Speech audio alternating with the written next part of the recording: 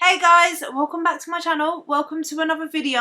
Today, let's just have a little catch up. I'm going to answer some of you guys' questions. So I asked you guys on Instagram and on YouTube to just ask me some questions. Let's, go through them, answer them. They're going to be some weight loss questions, muscle building, health, fitness, lifestyle. Grab a coffee or do your cardio or do whatever and let's just chill, have a little catch up, answer your questions, and yeah, I hope you guys enjoyed today's video. If you do, then please be sure to like and comment down below if you have any other questions or if you just want to leave a comment, have a little chat with me. I'm full of cold right now, hence why I look like a bum, so I hope you guys don't mind. Yeah, I couldn't be bothered to do my hair or put makeup on. Yeah, I just feel like I've got the cold that's going around, or the flu, or whatever it is, and yeah, so if I sound like I'm talking through my nose, or my voice sounds weird, or if I cough or sound phlegmy, or that sounds so gross. I'm not feeling the best, I'm not feeling the greatest. So yeah, that's just why we're gonna bum it out today. It's all good. First question, how's the 30-day challenge going? Well, the 30-day challenge is going alright. I'm not gonna lie, I haven't been perfect. I have my last week's one here. So, I don't know if you can see. Can you see? I basically, on the first day of the challenge, I didn't make it to bed by 10:30. I ticked everything else off, but I didn't make it to bed by 10:30. I ticked everything on Tuesday, Wednesday, Thursday, Friday. Yeah, everything was ticked on Friday. Saturday, I ticked everything, and I did additional training. So I wasn't supposed to train on Saturday, but I went and trained anyway. I'm dying. But I didn't get 8 hours sleep because I went out on Saturday for Halloween, and I definitely didn't get 8 hours sleep.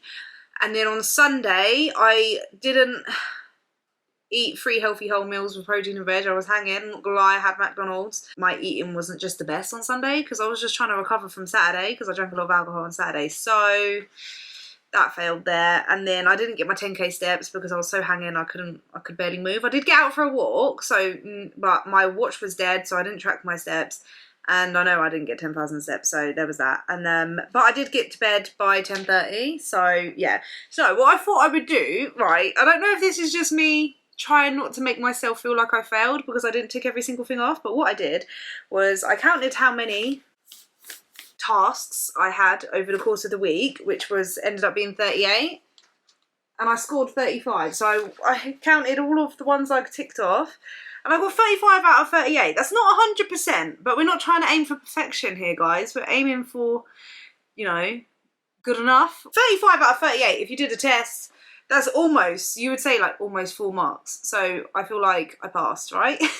The thing I'm struggling with the most is getting to bed by 10:30 because I just feel like there's not enough hours in the day. And when I get the kids to bed, that's my time to like cram in quite a lot of stuff. Like I do a lot of my editing at that time as well. And just stuff that I can't get done during the day. And also like I do like self-care, my journaling and all that kind of stuff at night. So it sometimes does just depend like how much I've got to do in a small amount of time. And then other times I do just like to after I've put the kids to bed, have my time to chill out as well and like have a coffee, decaf, don't worry, and like relax. So I have been struggling with the 10:30 bedtime, but I have been doing alright with it. So we're just going to carry on with that. But that's how I'm getting on. Let me know how you guys are getting on if you're doing the 30-day challenge. How can I stay consistent? My why doesn't cut it, unfortunately. To stay consistent is to remind yourself that you don't need to be perfect. Like kind of what I did there. I haven't been perfect, yeah. But you just got to keep going and keep trying. And like don't expect yourself to be perfect. And when you haven't done something like perfect or the way you wanted it to be, it doesn't mean that you then give up and you failed. You just have to keep going and keep trying to hit those goals. We're not going to be perfect because we're human, so putting the pressure on yourself to be perfect and then thinking if you're not then you're going to fail, then that's what makes you fail. So giving yourself some grace and just keep going. You just got to keep like the goals that you've set, as long as they're realistic, just keep aiming for it. Get up every single day and start small and gradually build yourself up. Start with one habit at a time, and once you build in that habit, it just becomes like a habit, basically, like brushing your teeth. Like you don't even have to think about it, you just get up and do it. It's just a part of your routine. So try and build up like one little thing at a time and just focus on that one goal over time. and then make it into like your normal routine where you won't even have to think about it. And then once you're at that point with that goal, then add in the next goal. So I would say that's how you can do it like that, instead of trying to aim for so many goals all at once and get overwhelming yourself and then not being able to do it. Start with one small thing at a time. Hello gorgeous, I have watched your channel for a long time now and have been a part of your journey with you. I gather you are single now. How do you keep your gym routine and nutrition being a busy mum on your own? Are you able to give some information on your breakup? If so, did it anything have to do with your weight loss, new lifestyle change at all? I once had an ex that did not like my new fit lifestyle and thought I was cheating on him all of the time because I chose to lose weight to get healthy. First, I want to say I'm sorry to hear about what your ex was like after you like lost weight and you changed your lifestyle. I feel like that just shows a lot of his own insecurities, if that makes sense. So I think you did the right thing, obviously, by losing weight and getting healthy. And, you know, if he's not supposed to be with you, then he's not going to be with you. And it's probably good that he's your ex now, you know what I mean? So how do I keep my gym routine and nutrition being a busy mum on my own? So I go to the gym normally after I drop the kids off to school, so they're at school. The only times it's a real struggle is when they're off, like on holidays or whatever, or when they're at home sick. Like I've got one of my sons at home now and he's not well, so I haven't been able to go to a gym. So it does make it harder to get and go and train and stuff when, you know, they're at home and I've got to look after them. I don't have someone else here to look after them. But I have a best friend. If you guys watch my channel, you know that my best pal is Ashley, and she helps me out a lot. So a lot of the times, especially during the holidays, if I haven't been able to go to the gym in the morning, then when she finishes work, she'll come over and watch them while I go and train at the gym. And I just do what I can, basically. So she massively helps me out. So I feel like if it wasn't for her, then during the holidays, I wouldn't be able to train at all. Yeah, pretty much at all, really. So yeah, eating wise, it's the same kind of thing. It's like it hasn't really changed or affected anything. Are you able to give any information on your breakup? I'm not going to go into depth about my past relationships or anything like really personal like that, but in regards to it having anything to do with my weight loss and lifestyle change, I would say partially. I wouldn't say definitely. It's not like the main reason. There's like been so many different reasons. Like it's not just like a one thing, if that makes sense. But I do think that me losing weight and changing my lifestyle did impact the relationship, in the sense of I changed a lot as a person, like what my interests were and what I like to do and what we did as a couple, like watching TV all the time, eating food, takeaways, kind of like not really having my own life outside of home life. That all changed. So that did change the dynamic and kind of like our relationship a little bit, but it definitely wasn't like a main reason. I did make a video kind of going into how losing weight changes your relationships and stuff, and I did talk about that a little bit more. So I think that's called like how will losing weight affect your relationships. It's quite a recent video actually, so if you haven't watched that, I definitely recommend watching that. Did you gain any weight along your journey when you started lifting but eating in a deficit? It is so discouraging. If so, how did you get your mind right to ignore the number on the scale? Yeah, I have experienced like weight gain, obviously, even when I was eating in a deficit. When I first started lifting weights, my weight was kind of staying the same or slowly going down. It did definitely stop dropping as fast as it was before I lifted weights, and that's just because you're building muscle. At first it did like take a while for my mind to go around that and think, okay, it's actually muscle. You just have to understand that, like, and actually like tell yourself, like, listen, I'm gonna gain weight on the scale. If I'm lifting weights and the goal is to build muscle, it will be a bit counterintuitive to be dropping weight on the scale, because then that doesn't show muscle gain, if that makes sense. So go more by body measurements, how clothes fit, look in the mirror and like be honest with yourself. Do you look like you're gaining body fat, or do you look a little bit leaner? Do you look like you're built, like does your body start taking shape, if that makes sense? Like, are you starting to get muscles? If it is very discouraging to keep weighing yourself, I would say stop weighing yourself all the time. Obviously you can keep track of your weight, like weigh yourself every week, but if you're doing like daily weigh-ins, even if the weekly weigh-ins are a bit triggering because it's like nothing's changing or if it's going up, but you can tell that you're just gaining muscle, then I would just say stop weighing yourself and just go off of the way you feel and how strong you are getting. Like if you're lifting heavier every other week or every few weeks, even if it's like the slightest increase, or if you're able to do an extra rep, or if your form's getting better, or if it's feeling a little bit lighter, then you know you're building muscle, you're building strength. Yeah, just kind of change your goals to that, because that's what I had to kind of switch my mindset to, because it is a difficult mindset to switch when you do start lifting weights and you do start building muscle, is that you are naturally going to weigh more. Like, my body will weigh a lot more than another girl who is the same body fat percentage as me but doesn't have any muscle, and we will look completely different as well. Say she's the same height, same body fat, our weights will be different, and I will probably weigh a lot more because of the muscle of lifting, like, I've built through lifting weights. Whereas if she's like not lifting weights, doesn't have a lot of muscle mass, she's gonna weigh less, if that makes sense. So just learn to kind of understand that, and like look at people that lift and have muscle, and you really, if you look like that, yeah, like if you've got muscle and you like the way you look, then you really don't care what the number says on the scale. Who really cares what the number is, as long as you look and feel good? It really ain't that deep. A number on the scale really is not that deep. Hello, how did you deal with hunger when you started your journey? How did you or do you manage cravings? How to eat healthy when the weather is cold. Thank you, Louise, you're an inspiration. Well, thank you. I eat high volume, low calorie dense foods. I show that kind of more in my what I eat in a day videos. So filling out my foods with like lots of fruits, lots of veg, eating high protein will keep you satiated. With cravings and stuff, I do allow myself, if I'm really, really craving, say, chocolate, then I will allow myself to have some chocolate. But especially when I'm eating in a calorie deficit, I will just kind of make it more filling. So instead of just having a chocolate bar, I will have like fat-free Greek yogurt, add chocolate protein powder to make it chocolatey, add some fruit. Then it's high protein, high volume, and it gets the chocolate fix in there. So I'll eat it, hit the chocolate craving, but also be full up from it. Whereas if I was hungry and craving chocolate, if I ate one chocolate bar, I'm more likely to eat a couple more chocolate bars. By making it high protein and filling and adding some like fruits and fibre in there, that's going to be more filling and more volume, so it will hit the chocolate craving and fill me up at the same time. So that's kind of how I manage like cravings and hunger. For eating healthier when it's cold outside, soups are amazing. You can literally get so much volume, and because it's mostly like water and like lean meat like chicken and loads of veg, it's going to be really good for you. And like the soup itself is just going to be quite filling, and it's warm, so it's nice to always have a soup.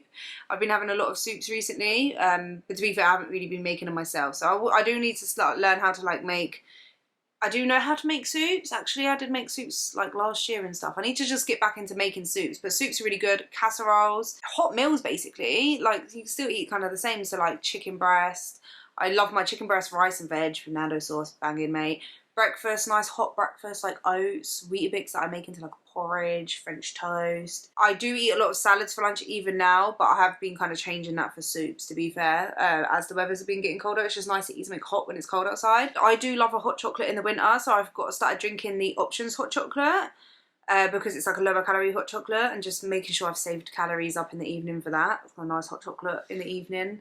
Always is nice in the winter. How hard was it for you to actually start your journey and keep at it once you started? What kind of things did you tell yourself to be motivated? I would say it wasn't actually that hard when I started, because I was just so sick at where I was, if that makes sense. Like, I was so sick of the way I felt.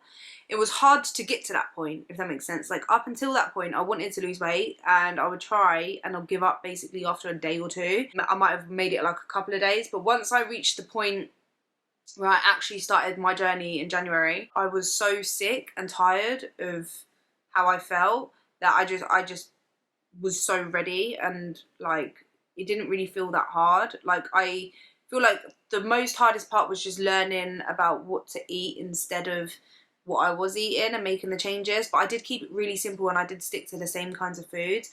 So once I found out like about oats and stuff, I was eating oats all the time with fruit, and I still basically eat the same as what I did when I started. It was just figuring out like kind of what the food swaps were that I was going to do and stuff. And then the other hardest part was actually exercising and joining the gym and going and doing it and pushing myself for it, because it was physically hard for me to walk on an incline on the treadmill. Like, that was the hardest part. I feel like the eating, it was kind of difficult a little bit to turn food down at first, like the takeaways and just giving up, if that makes sense, kind of. I was really sick of it, and I would just tell myself, like, Louise, it's not worth it. Like, any time I did have a craving for a food, I was like, Louise, is this going to actually be worth it? How are you going to feel after? I would kind of take the time to stop myself and think, okay, I can eat that and give up. I can give up, but you know how that feels. Like, you know how it feels to keep giving up. Like, let's just see how it's going to feel. And I would think about how I would feel once I've lost the weight. And when I was on the treadmill and I felt like giving up, like so many times I felt like giving up, like I felt like just turning it off and leaving. And there were so many times I felt like crying because I was just like, I'm so physically unfit, like this is hurting, like this is painful. And like, remember my chest was like proper hurting and stuff. And I felt like so many times in the beginning when I felt like I was going to be sick, mostly in like the first week, I would leave the gym and I'd feel like I was going to throw up. That was just because of how unfit I was. I remember just telling myself on the treadmill, Louise, don't give up, don't stop.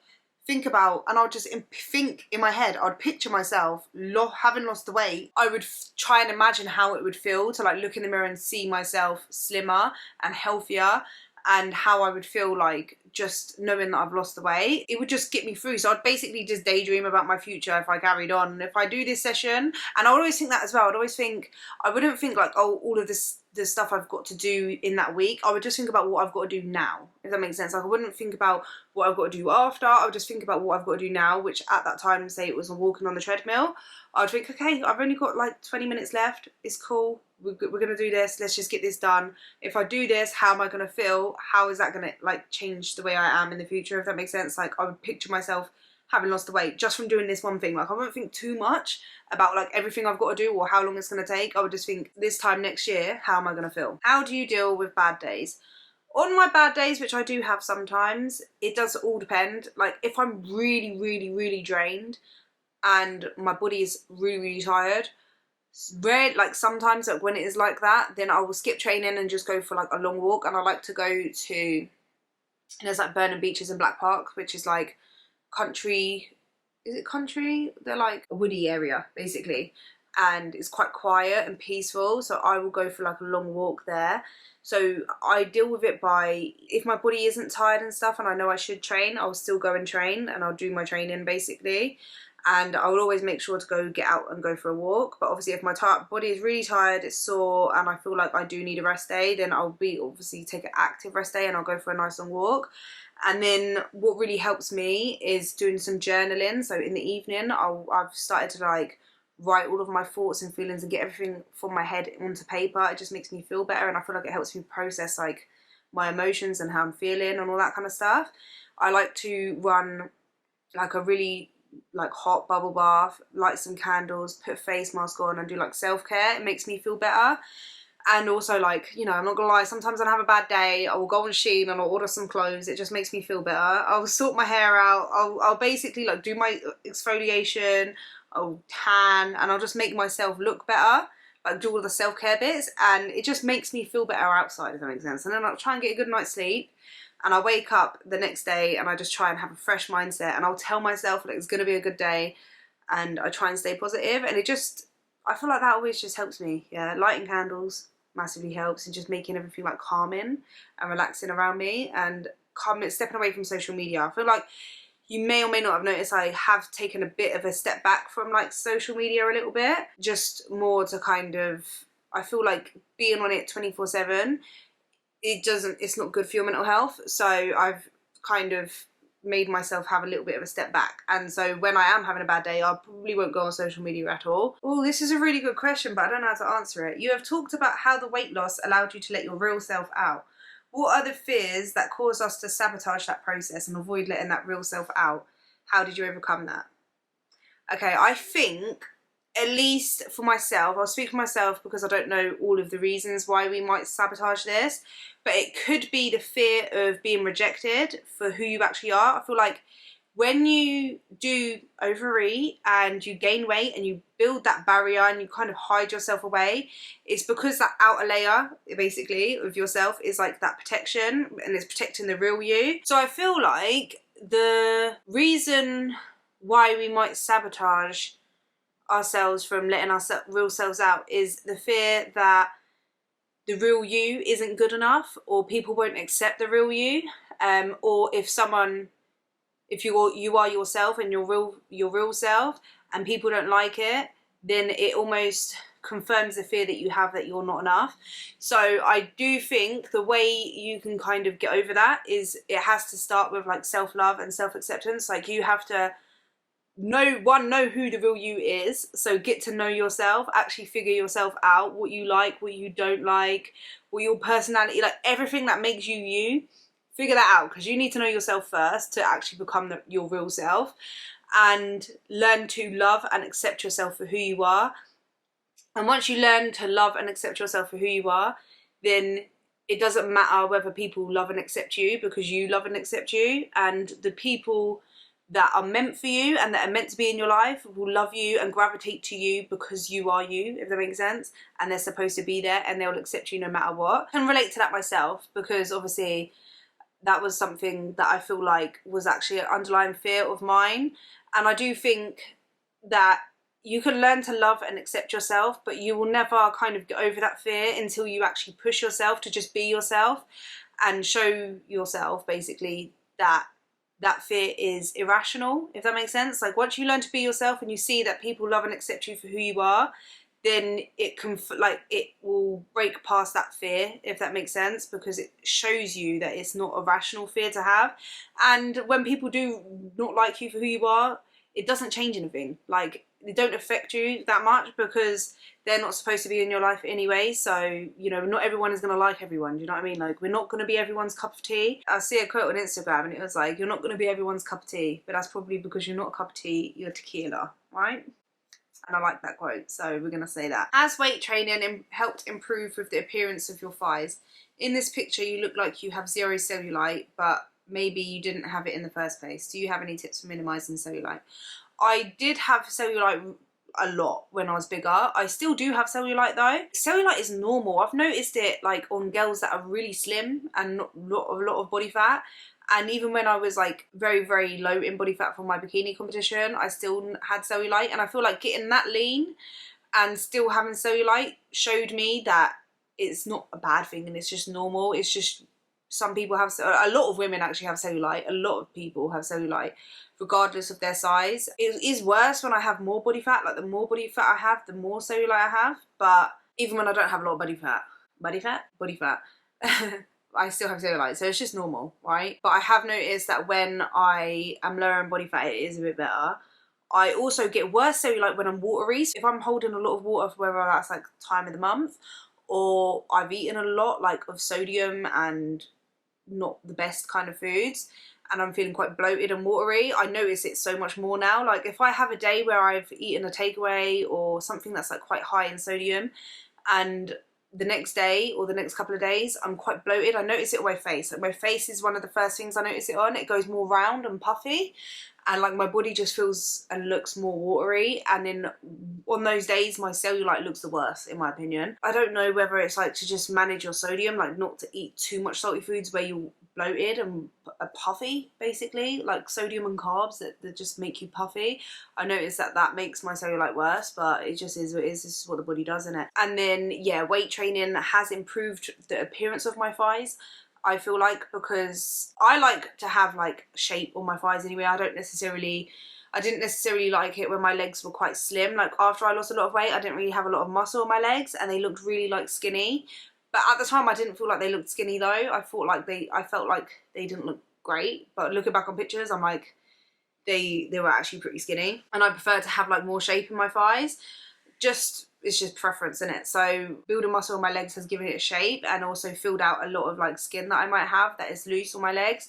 So it has improved the appearance like that as well, especially where I was quite big and I've lost a lot of weight. My skin is quite stretchy on my legs. Like it's loose, but not saggy like that kind of loose. It's just like if I pull it, you can kind of tell that it's loose. Filling it out with muscle has kind of filled out the skin, so therefore like improved the appearance of my legs, especially at the back where the cellulite is, because the looser it is, the more cellulite I feel like I have. At what point in your weight loss were you like, I'm really doing this, and no longer felt like it was unattainable? Maybe like 7-8 months in, and I'm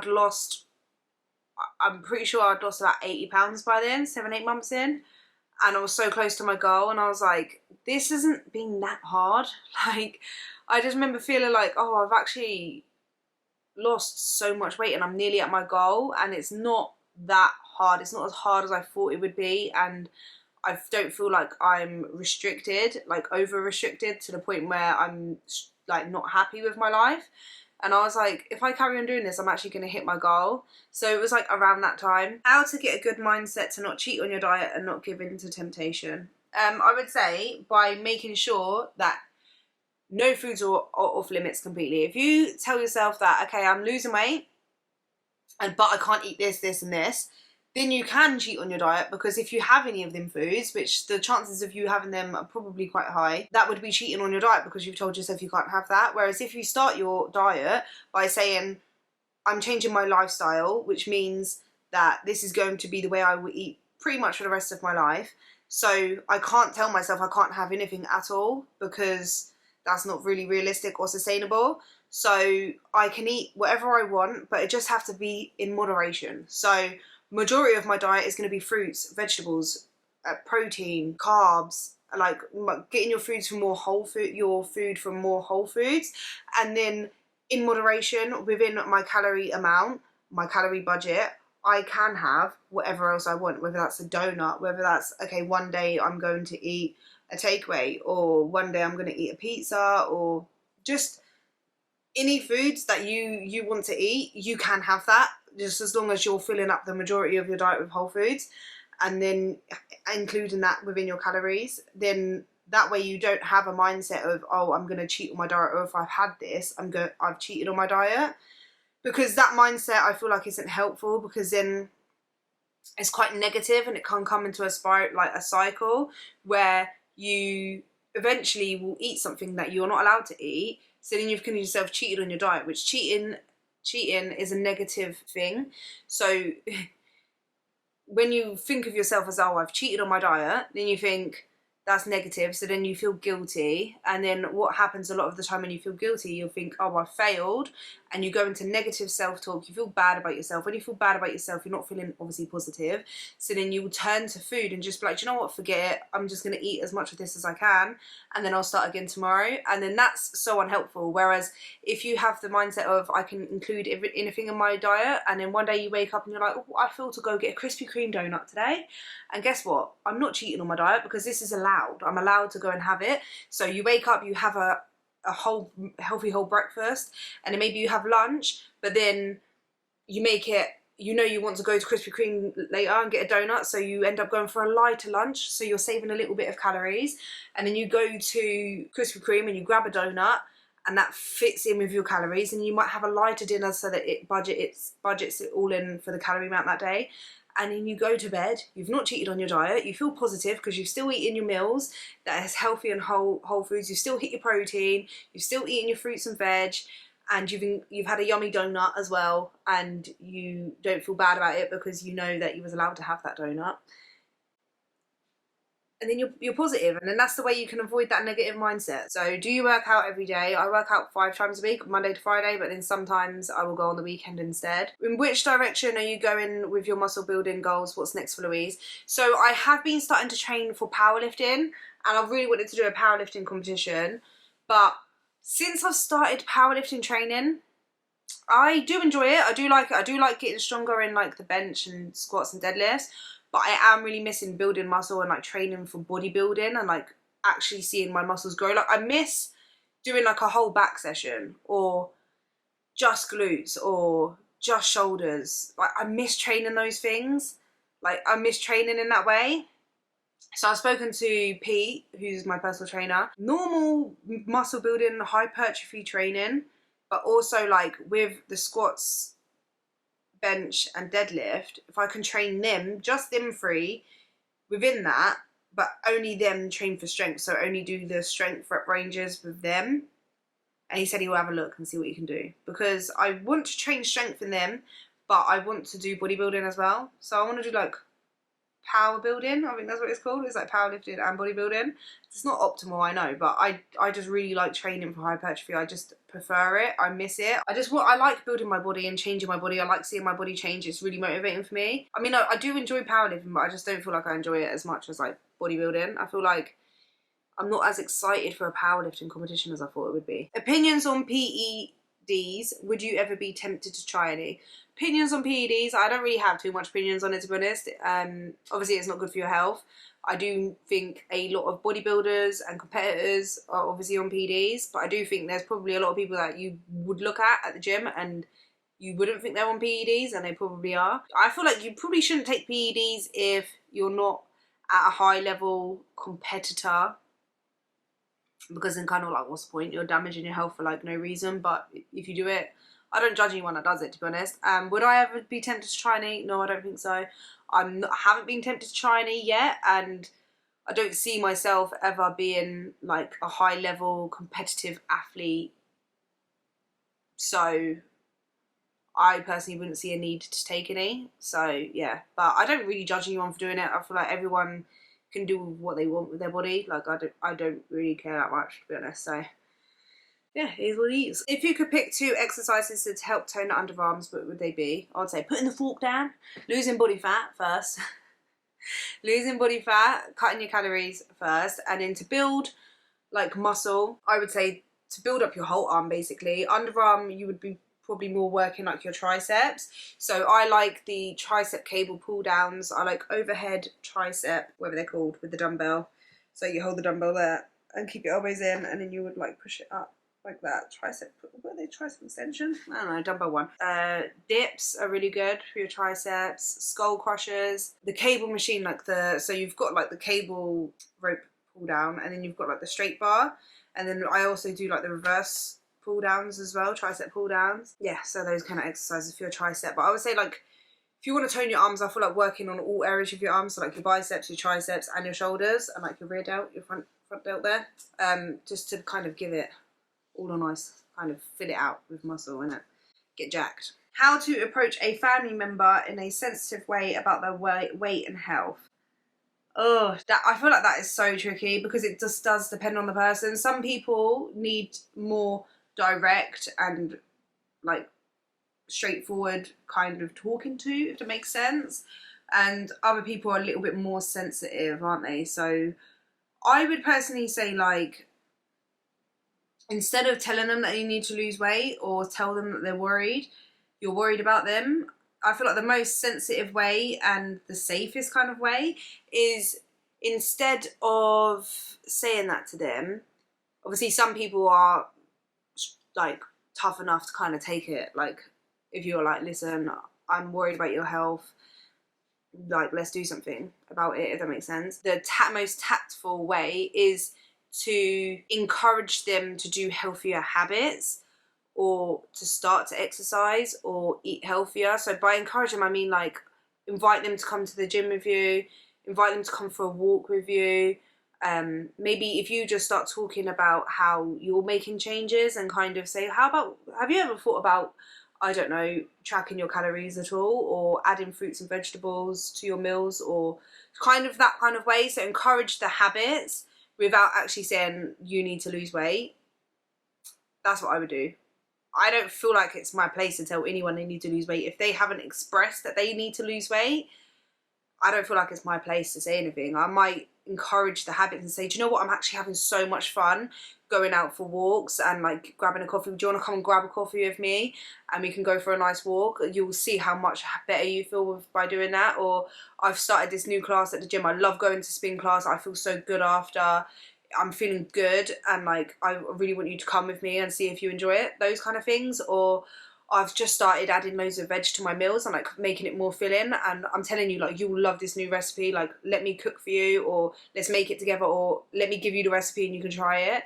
Or talk about how losing weight has made you feel better, and say like, have you thought about like doing that yourself? Or if you need any help with anything, I will be there for you. Kind of offering your support, but doing it from a loving and more positive way. And I feel like if you show how eating healthy, exercising is impacting you positively, and you express that to them without being kind of like horrible about it, if that makes sense. If you do it in a really positive way, then it could encourage them. And then if they express any interest, then you can kind of like add more, if that makes sense, and say like, oh, I can help you with this. Just offer yourself to be there, if that makes sense. I feel like that's the way I would do it personally. I wouldn't ever really go to someone and be like, listen, you need to lose weight, unless it really is impacting their health to the point where, like, if they carry on, then they're going to get sick, or if they're already getting sick from it and they're just being like, they don't care, then I feel like that's where you would be a little bit more like, you need to actually focus on your health and be a little bit more harsh. But yeah, my throat is killing me, guys. I'm not feeling great. I need to go take some paracetamol. I need to get better. But yeah, I hope you guys enjoyed the Q&A today. I hope you guys enjoyed having a little catch up with me. If you did, I would really appreciate it if you left a like and subscribe, join the family here on YouTube if you haven't already, and I will see you guys in the next one. Bye.